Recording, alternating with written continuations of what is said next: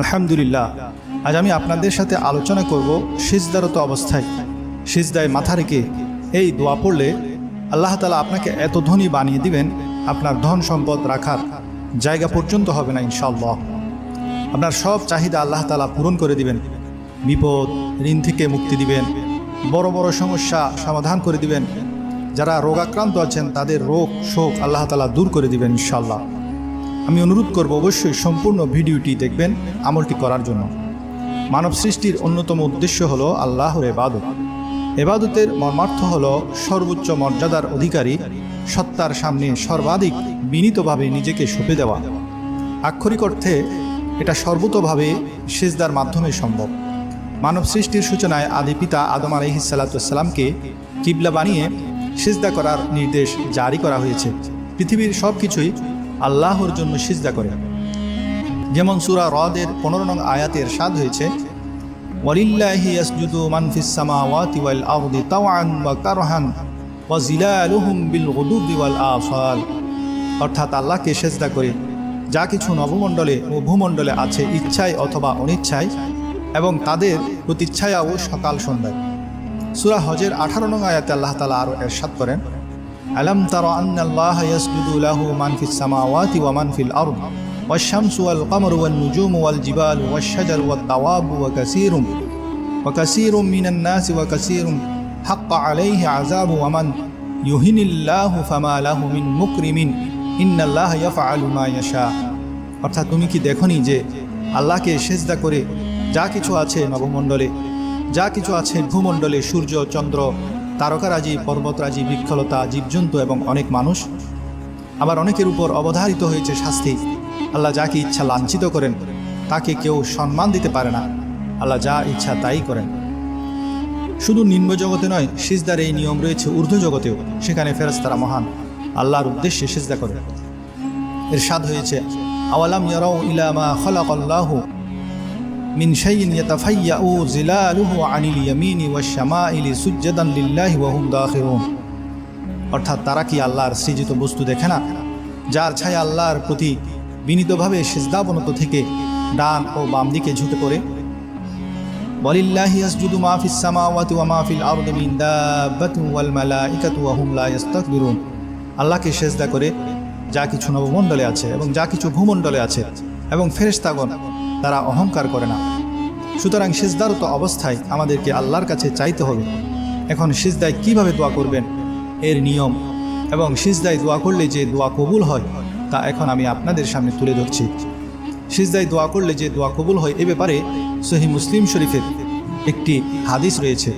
নবী করিম সাল্লাল্লাহু আলাইহি ওয়াসাল্লাম ইরশাদ করেছেন, বান্দা যখন সিজদারত অবস্থায় থাকে তখন সে তার রবের সবচেয়ে নিকটবর্তী হয়। কাজে তোমরা এই সময়ে বেশি বেশি দোয়া করো। এবার আমরা জেনে নিব সিজদায় দোয়া করার নিয়ম কি। সিজদায় দোয়া করার জন্য প্রথমে অবশ্যই সিজদার তসবিহসমূহ পড়ে নিতে হবে। সেই হিসাবে সুবহান রাব্বিয়াল আ'লা 3 বার পড়ার পর দোয়া শুরু করতে হবে। তবে ফরজ নামাজের সিজদাতে এই ধরনের দোয়া করা বৈধ নয়, কারণ ফরজ নামাজের সিজদায় নবী করিম সাল্লাল্লাহু আলাইহি ওয়াসাল্লাম থেকে দোয়া করার প্রমাণ নাই। দোয়া করতে হবে নফল নামাজের সিজদাতে।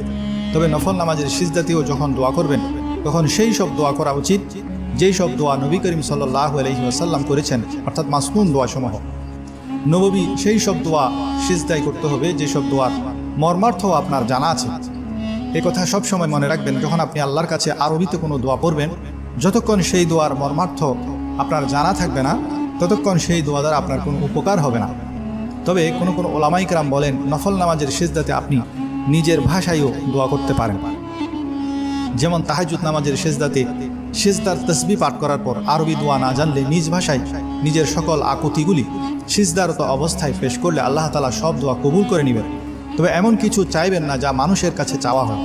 সিজদায় সেই সব জিনিস চাইবেন যা সিজদাতে চাওয়ার বৈধতা রয়েছে, যেমন সচ্ছলতার দোয়া, ঋণ মুক্তির দোয়া, সন্তান লাভের দোয়া, রিজিকে বরকতের দোয়া, বিপদ থেকে মুক্তির দোয়া, রোগ থেকে মুক্তির দোয়া, স্মৃতিশক্তি বৃদ্ধির দোয়া, গুনাহ মাফের দোয়া ইত্যাদি। ধনী হওয়ার জন্য সিজদায় যে দোয়াসমূহ করবেন তা হলো, লা হাওলা ওয়ালা কুওয়াতা ইল্লা বিল্লাহ ওয়ালা মালজাআ মিনাল্লাহি ইল্লা ইলাইহি। এটি 7 বার করবেন। অর্থাৎ আল্লাহর সাহায্য ছাড়া গুনাহ থেকে বিরত থাকা এবং নেক আমলে মশগুল হওয়া সম্ভব না। আল্লাহ তাআলার কাছ থেকে পালিয়ে যাওয়ার কোনো জায়গা নেই। তার কাছে আশ্রয় গ্রহণ করতে হবে। বিখ্যাত তাবি হযরত মাকহুল রাহিমাহুল্লাহ বলেন, যে ব্যক্তি এই বাক্যগুলো 7 বার বলবে আল্লাহ তাআলা তার 70টি অভাব দূর করবেন। তার মধ্যে সবচেয়ে হালকা বিপদ হলো মানুষের অভাব। দ্বিতীয় দোয়াটি হলো আল্লাহুম্মা ইন্নী আসআলুকাল হুদা ওয়াত তুকা ওয়াল আফাফা ওয়াল গিনা, অর্থাৎ হে আল্লাহ, আমি আপনার কাছে হেদায়েত কামনা করি, আপনার ভয় তথা পরহেজগারি কামনা করি, আপনার কাছে সুস্থতা তথা নৈতিক পবিত্রতা কামনা করি এবং সম্পদ তথা সামর্থ্য কামনা করি। যারা ঋণগ্রস্ত তারা নফল নামাজের সিজদায় গিয়ে এই দোয়া বেশি বেশি পড়বেন। আল্লাহুম্মা আকফিনি বিহালালিকা আন হারামিক ওয়া আগনিনি বিফাদলিকা আম্মান সিওয়াক। তাছাড়া সিজদায় গিয়ে বেশি বেশি ক্ষমা প্রার্থনার দোয়া করবেন।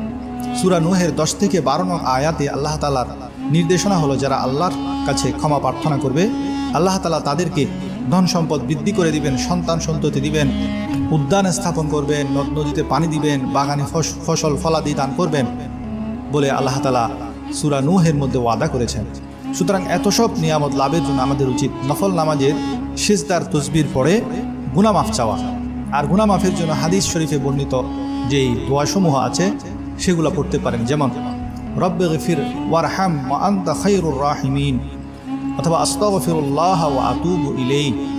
যারা বিপদে আছেন তারা তাহাজ্জুদ নামাজের সিজদার তাসবিহ পাঠ করে বেশি বেশি দোয়া ইউনুস, লা ইলাহা ইল্লা আনতা সুবহানাকা ইন্নী কুনতু মিনাজ জালিমিন পড়বেন। হাসবুনাল্লাহু ওয়া নি'মাল ওয়াকিল নি'মাল মাওলা ওয়া নি'মান নাসির এই দোয়াটি পড়বেন। অথবা ইয়া হাইয়্যু ইয়া কাইয়্যুম বিরাহমাতিকা আস্তাগীস এই দোয়াটি পড়বেন। যে কোনো মাসনুন দোয়াসমূহ নফল নামাজের সিজদাতে পড়বেন। ফজিলতময় কোরআন হাদিসের দোয়াসমূহ অর্থ বুঝে বুঝে পড়বেন। ইনশাআল্লাহ আপনার হাজত আল্লাহ তাআলা পূরণ করে দিবেন। ইমাম বুখারী রাহমাতুল্লাহ আলাইহি তার হাদিস গ্রন্থের সবশেষে যে হাদিস লিখেছেন তা দ্বারা একটি ইশারা এটা করেছেন যে তাসবিহ ও জিকির দ্বারা আল্লাহ তাআলা বান্দার মুসিবত বিপদসমূহ দূর করে দেন। আর এই কথার দুটি দলিল।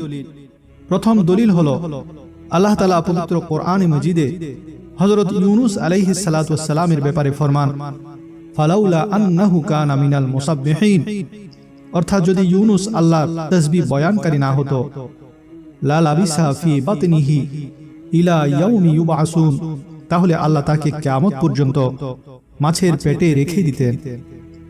যেহেতু তিনি তাসবিহ পড়েছেন তাই আল্লাহ তাআলা মাছের পেট থেকে বের করে দিয়েছেন। মানুষও মুসিবত ও বিপদের পেটে ফেসে থাকে।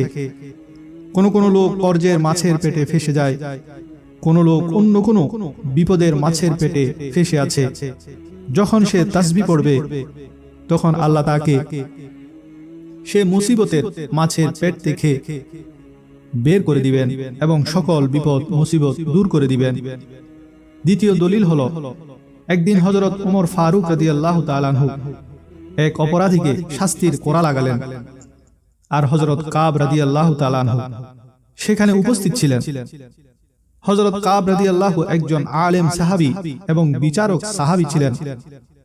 যখন সে অপরাধীকে কোড়া মারা হচ্ছিল তখন সে অপরাধী মার খেয়ে আহ বলেননি, বরং সে বলতে লাগলো সুবহানাল্লাহ সুবহানাল্লাহ।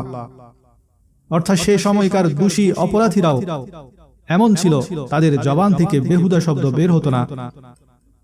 তার গায়ে কোড়ার বাড়ি পড়ছিল আর সে কোড়ার বাড়ি খেয়ে বলছিল সুবহানাল্লাহ। যখন সে সুবহানাল্লাহ বলল তখন হযরত ওমর রাদিয়াল্লাহু তাআলা আনহু জল্লাদকে বললেন, তাকে ছেড়ে দাও।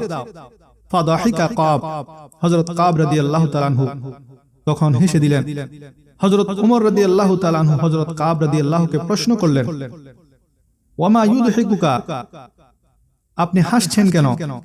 হযরত কাব বললেন, আন্না ওয়াল্লাযী নাফসি বিয়াদিহি, কসম সেই জাতের যার কবজায়ে কুদরতে আমার প্রাণ। সুবহানাল্লাহ এই তাসবিহটি এই অপরাধীর আযাবকে কমিয়ে দিল। সে অপরাধীর জন্য সাজা ছিল 10 কোরআন, আর একটি কোরআন পড়ার পর সে যখন সুবহানাল্লাহ বলল, হযরত ওমর রাদিয়াল্লাহু তাআলা আনহু তাকে ক্ষমা করে দিলেন। সুতরাং সুবহানাল্লাহ তাসবিহর কারণে তার আযাবকে কমিয়ে দিল। সেজন্য ইমাম বুখারী রাহমাতুল্লাহ আলাইহি তার কিতাবের শেষ হাদিস এই জন্য বয়ান করেছেন, তালেবে ইলমরা তাদের জ্ঞান চর্চা তালিম শেষ করে তাদের ঘরে ফিরে যাবে, বিয়ে শাদী হবে, দুনিয়াবি কামাই রুজি রোজগারে নামবে, কাজ কারবার চাকরি বাকরি করবে, নানা ধরনের পেরেশানি আসবে, বিপদ মুসিবতে ফেসে যাবে। যখনই তারা মুসিবতে ফেসে যাবে আর সে মুসিবত থেকে নিষ্কৃতির কোনো আমল বলা উচিত। তাই ইমাম বুখারী রাহমাতুল্লাহ আলাইহি সকল তালেবে ইলমের জন্য সবশেষে একটি আমল বলে দিলেন, তারা যেন সুবহানাল্লাহর জিকির বেশি বেশি করে। আল্লাহ এর বদৌলতে তাদের মুসিবত সমূহ দূর করে দিবেন। দুনিয়াবী জিন্দেগির সকল মুসিবত, সকল পেরেশানি, সকল বিপদের মাছের পেট থেকে আল্লাহ তাআলা এই তাসবিহ এবং জিকিরের বদৌলতে তাদেরকে বের করে দিবেন। দোয়া করি যতজন নারী ও পুরুষ এই ওজিফা ও তাসবিহ আজ জানলো এবং আমল করার ইরাদা করলো, আল্লাহ সকলকে সব ধরনের বিপদ ও মুসিবত থেকে, পেরেশানি থেকে নাজাত দান করুন। আমিন।